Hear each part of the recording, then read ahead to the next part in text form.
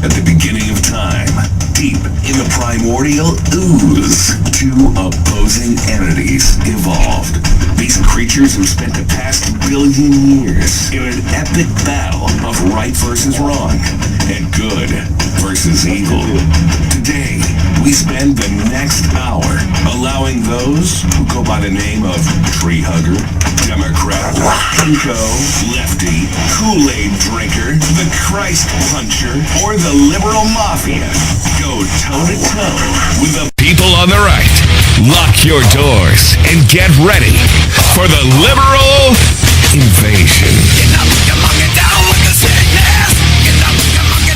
All right, here we go. 11 minutes after the hour of 8 o'clock, 94.9 News Now and stimulating talk, and the liberal invasion is in full effect. So if you want to call in, be part of it, it's 860-464-9490, 631-317-1949. In-house, a couple, actually two members, I would assume, from Scope Magazine, but the one sitting in the hot seat is Ian Thomas, who's been on the show before, because before we talked a little bit about Scope Magazine, or the whole Scope idea, which is a local publication, and it's actually getting ready to spread its wings. But first, Ian, good morning. How are you? Good, Lee. How are you doing? I'm doing good. Thank you very much for coming on. And let's start before we get into any of the actual issues and topics and have a discussion for as ever long as we possibly can till the top of the hour. It's important that people get the word out about Scope. Tell everybody about this. So the Scope magazine has been a local independent publication since about 2002. We've been in a transitional period for the last couple years as the founders, the original founders, have kind of moved on in life and left the operation in my hands. I've been experimenting with different ways to get the operation off the ground in a sustainable fashion as a business. And we're actually we've been online. We have a website, thescopemagazine.com, that's been operational since March of 2012. And it's The Scope. The Scope. The Scope Magazine, 3 words as all one word. Okay. .com. And the basic idea of the Scope magazine has always been a critical eye looking towards power and government and any government policy. Originally, the magazine was started as a protest paper against the Bush administration, but over the years has evolved into an art, culture, music magazine that seeks to capture the whole mosaic of the culture in this region. And so politics being one of those. Mm-hmm. But we've always been open to all voices. Now, granted, like back in the day when the magazine first started, it was fairly slanted towards those who are critical of Bush. Right. But over the years, that's evolved and taken on a good bit of nuance, and we've had some pretty wide-ranging bloggers and opinion writers for us. All right, tell me how it's going to work with the publication. Are you going to limit who is allowed to appear in the quarterly reports, if you will? Actually, let me just I'll go over that. We are gearing up for a print edition to return to the streets by the first week of April. And from then on, we're going to hold to a quarterly print schedule. So every 3 months, you should see a new magazine, 28-page black and white edition on the street. And in the magazine, you will find some political commentary, some cultural commentary, some health and wellness articles that are they tend not to get. We tend to try to focus on things that get overlooked by mass media outlets. So we also have some humor pieces and art. We do tend to feature, usually on a local artist of some kind, we do a feature piece on if an artist is having a show somewhere. And as far as limitations on who's in, and it all depends on what submissions we get. We welcome all. Okay. So it's not like a set number of people that you're going to turn to. It's basically open to anybody? Yeah, because right now the budget that we have is fairly limited. Right. We're still a shoestring operation at this point. Well, I understand. Listen, I know the internet is the thing, but it's always nice to have something tangible that you can actually hold on to and read. And Listen, this is how stars are born. I'm talking to everybody out there right now. If you're somebody who has been inclined to do some of this stuff, if you blog, if you're very opinionated and, you like to write stuff down, this is like a perfect chance for you to send stuff to you, right? Yeah, exactly. And anyone that's inclined to share opinions or even suggestions for stories, because we do have writers that are looking for stuff to write about. Right. So you can send an email to the Scope Magazine NL@gmail.com, and that will reach our staff, myself primarily. Okay. And we can talk. We can open a conversation. Ian Thomas is his name. I love, by the way, the whatever slogan is that you're using. I mean, this is like worth 1,000 points on the game, if Jeopardy, if you will. Serving as the speed bump on the road to Armageddon since 2002. I like that. That's good stuff. All right, listen, the phone lines are open. 860-464-9490, 631-317-1949. And we'll throw out a couple of topics. And you had mentioned to me in a message that you wanted to talk about, and hopefully I can do this justice, because certainly you can write. There's no question about that. Topics you want to talk about is the increasingly evasive and unconstitutional authoritative state of the government, along with continuing crimes of multinational corporations within our borders. So let's start with the first thing about the unconstitutional, I guess, gain of power, if you will, on the government. And we have to start, I guess, with drones. What's your opinion on the drones? I find them tremendously troubling. Tremendously troubling. The idea that we have drones surveilling us already. I mean, the surveillance state that we live in, the drones are just another extension of that.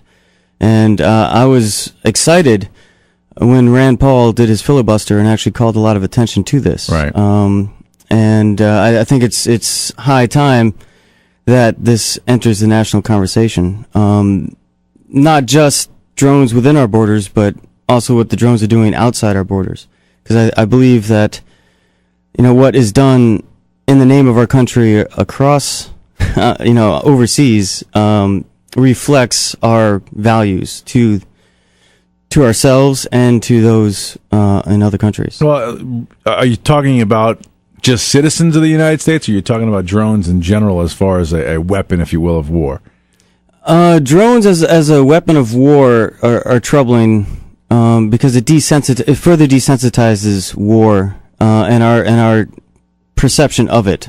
The war, I think, is an inherent problem, and I think if you look back at the history of the United States, especially over the past 50, 60 years since the end of World War II, it seems to me that we've gotten addicted to being in a perpetual state of war, and we manufacture conflict as our main export. And this is a troubling thing, because that's basically like kicking a hornet's nest and wondering why we're still getting stung.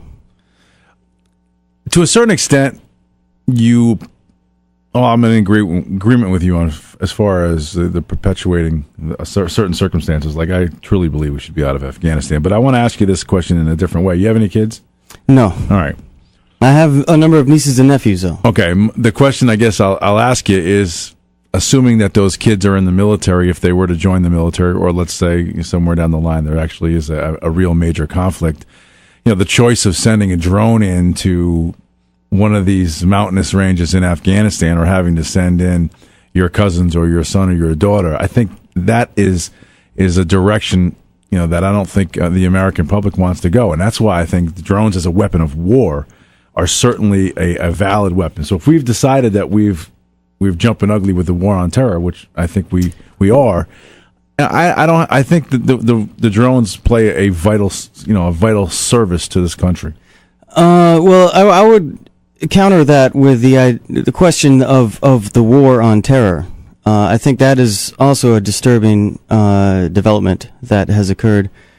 The idea that we're now fighting a nebulous war that has no particular set goal or set endpoint is troubling in itself. That grants the government large amounts of power to make broad decisions that affect thousands and thousands of people. And as in the light of, you're asking me to choose whether I would like to see my nieces and nephews on the ground fighting a war or controlling drones fighting a war, I would say I would not want to see them fighting a war. I've actually had one of my nephews express interest in joining the Marines, and I advised him against it, with the rationale saying, once you join an organization like that, you basically relinquish your right and ability to determine who and what the enemy is. You're signing yourself over legally to an entity that now, once you become one of their ranks, join their ranks, you no longer have the right to refuse, or your rights to refuse are extremely limited.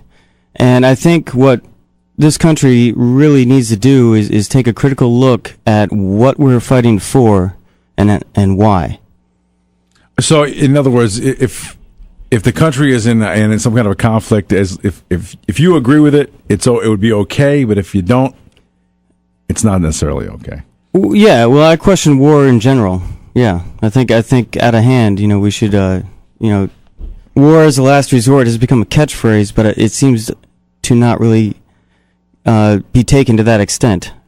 All right, his name is Ian Thomas. He works and actually runs the Scope magazine. He is the editor-in-chief, and he is here with us until the top of the hour. We can open up the phones. We're going to take an extended break here through the bottom of the hour, more than likely, and we'll come back after the bottom of the hour news with all your phone calls for a full half hour. 860-464-9490, 631-317-1949. You can get in line and start calling. The phone lines are just starting to jam up, but if you want to get in, you can. 860-464-9490, 631-317-1949. Rob Valenti from the Valenti Family Dealerships with our super sales event. Now, All right, 36 after 8 o'clock, 94.9 News Now, Stimulating Talk. All right, now's the time to call. 860-464-9490, 631-317-1949. We're talking with Ian Thomas, editor-in-chief of The Scope.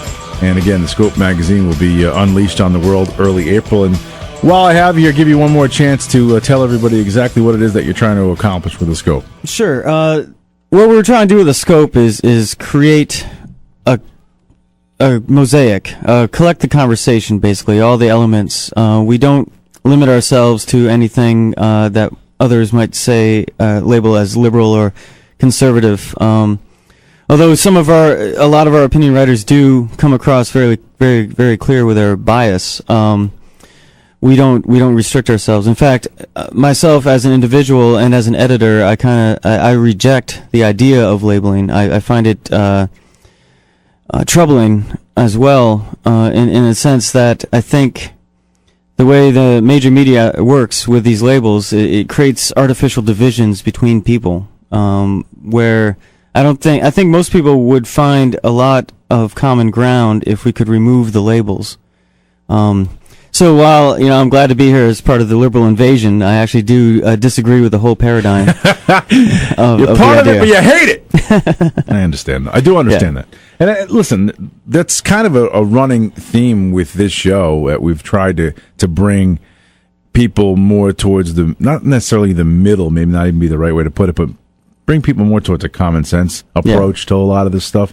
Now, again, me and you are going to sit, if we sat down and we listed, 10 different topics, I'm pretty sure we may disagree on 7 of them. But again, that doesn't make it right, wrong, whatever. It just is the way that it is as far as, the way this world spins around. So it's not necessarily a bad thing that we maybe on opposing sides. But again, this is what you want. Like I said, you wanted a conversation, and that's what we have today. Exactly. All right, 38 after 8. We'll grab a couple of calls. Again, topic that we've been talking about so far was, war, if you will, but we don't have to stick with that. You can bring anything to the table.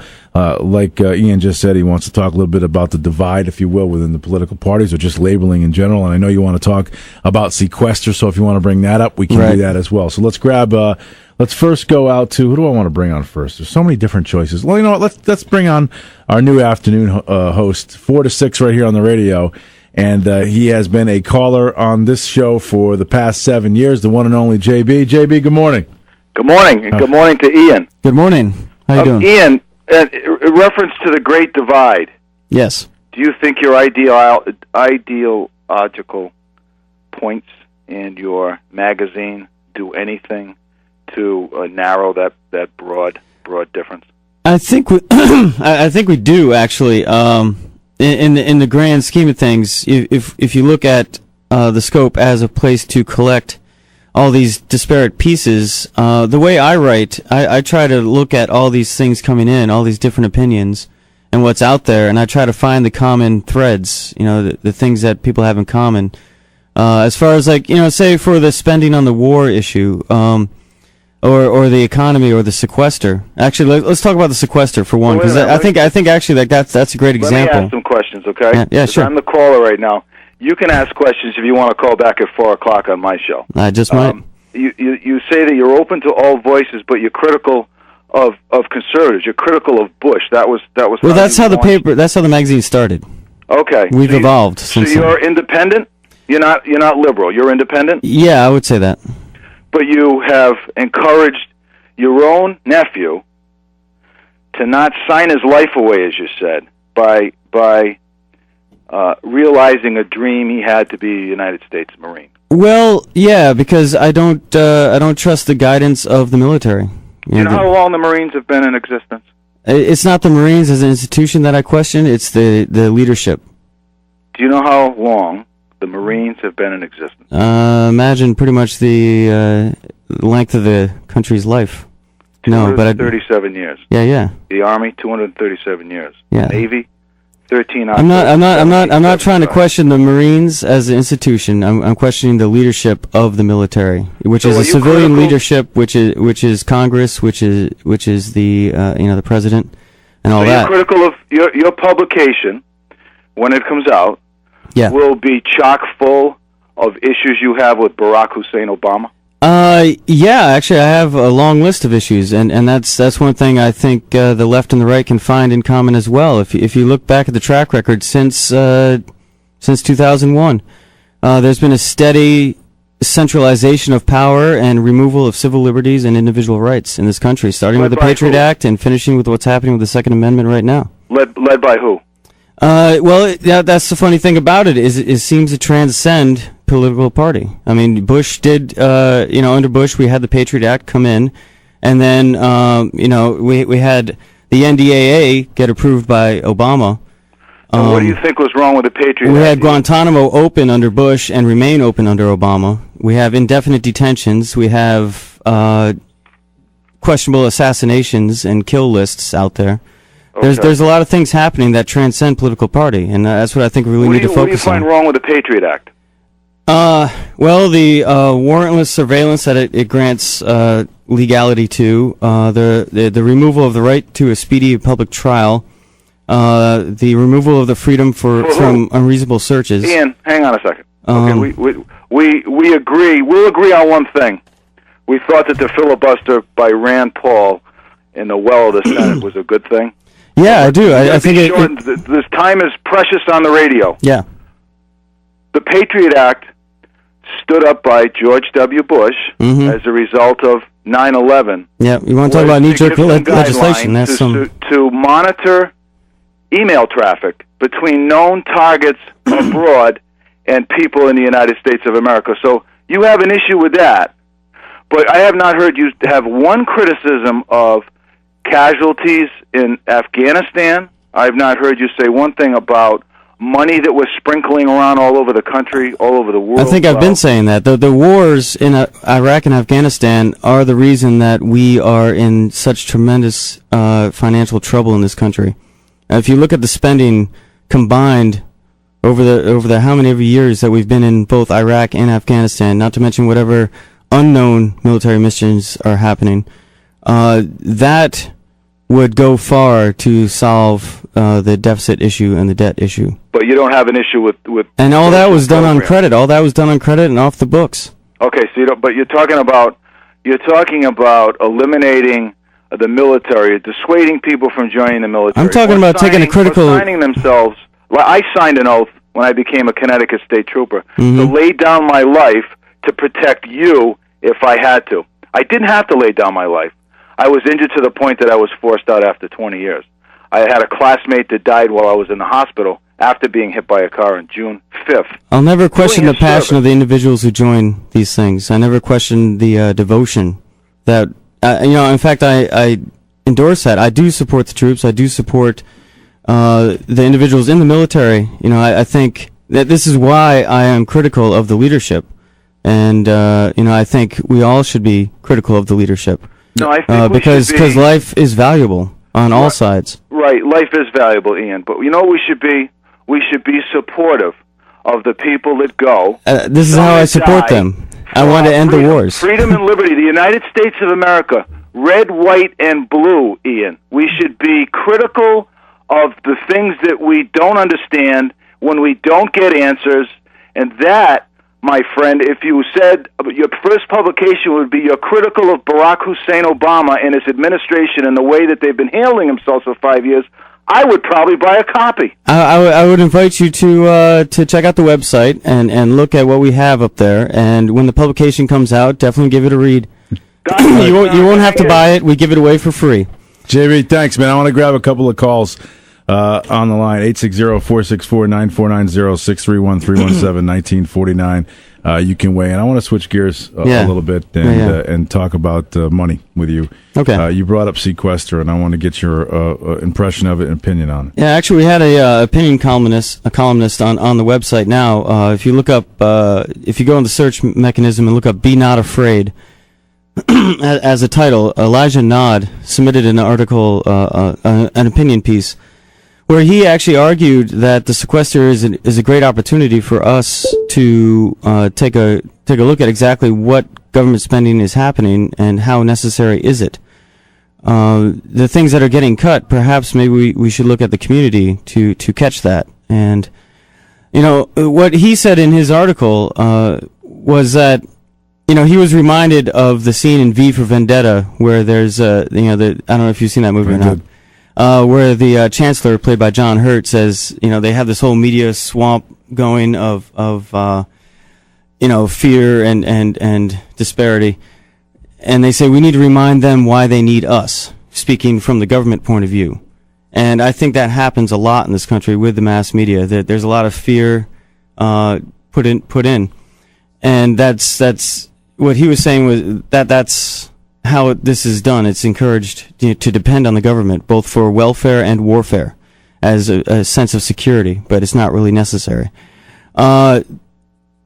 This is an opportunity, Mr. Nod was saying, that we could remind the government why they need us as citizens. And we don't need to support the government through taxes and through acquiescence to what is being done in our name without our control. I think an important element for people to remember is the government elected officials are our employees, and we need to think about how to remind them of that. Well, how would you go about doing that? The only way we can do it now is either every 2 years for Congress, every 4 years or 6 years for a Senate, every 4 years for a president, and that's the only way to get them out, right, is to vote them out. Or, well, I want to put term limits on folks. Are you for that as well? I'd really be happy to throw a two-time term limit. Term limits. I think I think it's disturbing that during the sequester, Congress is still getting paid.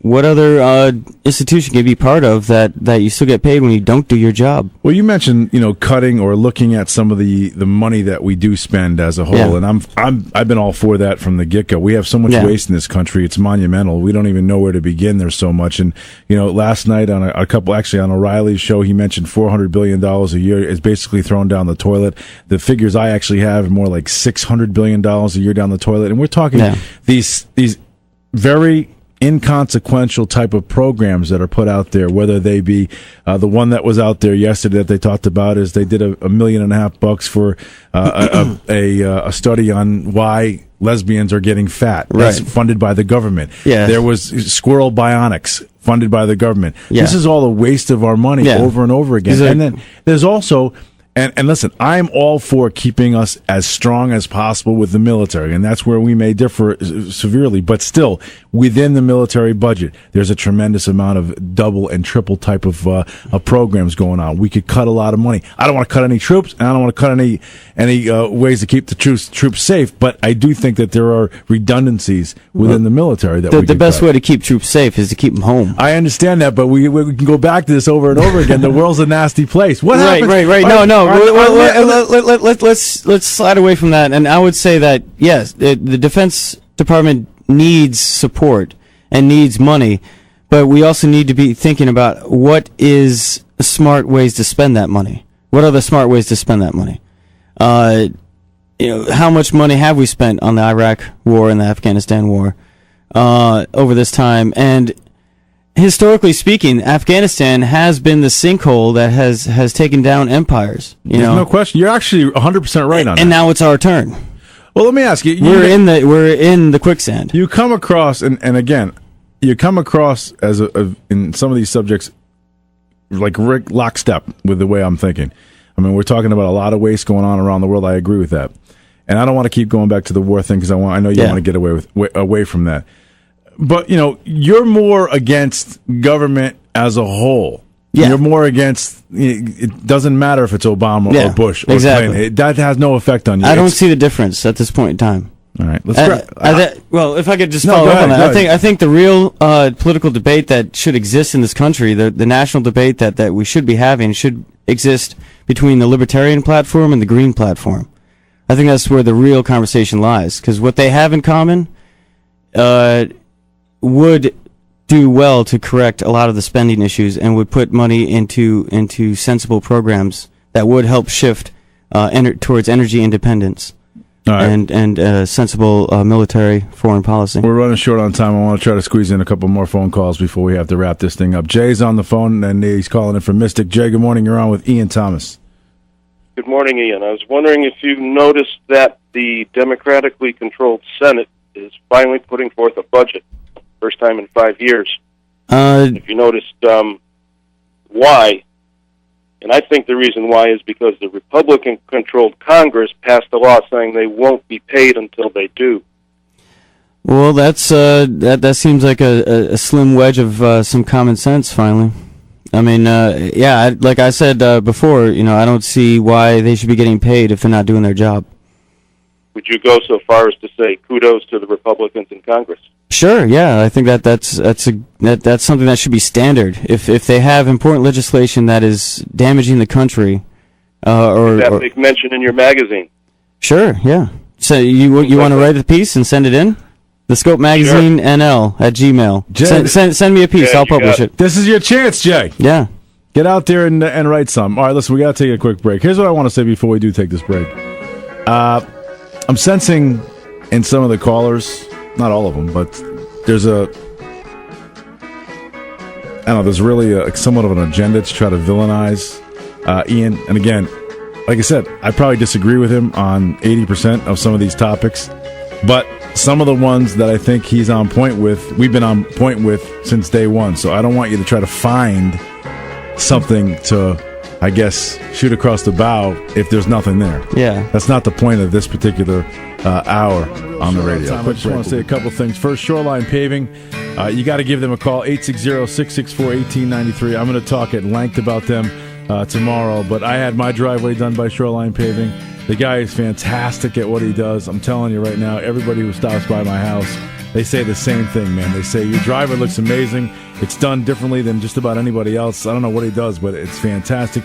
You can also call their Lime office, 860-434-1547. Again, you can go online, shorelinepaving.net, for all the details. You name it, residential, commercial, distinctive driveways. He can do it all. Gordon is your main man and your go-to guy for Shoreline Paving. All right, listen, we want to really quickly go to one call. We have one time for one call before the end of the show. We're going to go out to Pawcatuck and bring on Craig. Craig, I'm sorry to squeeze you in, but you only got about 40 seconds.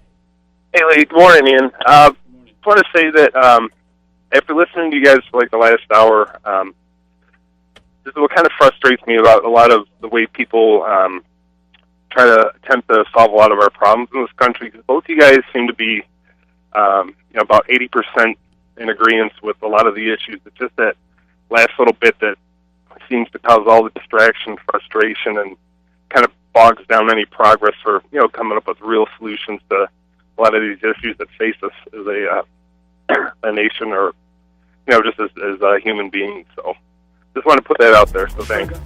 Craig, I thank you for that. And again, Ian Thomas, our guest this morning for the Liberal Invasion. Ian, give your website one more time. I want to give you a chance to do that. I'm sorry to the half a dozen people on hold still. We just didn't have time. Go ahead.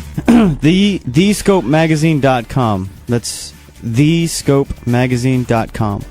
And Craig, I think he's spot on with that assessment. That is the problem that we're trying to work against, is that wedge of division that's used to separate us. It's an illusion. All right. Ian, thank you. I appreciate it. We're out of time. Thanks to Ian.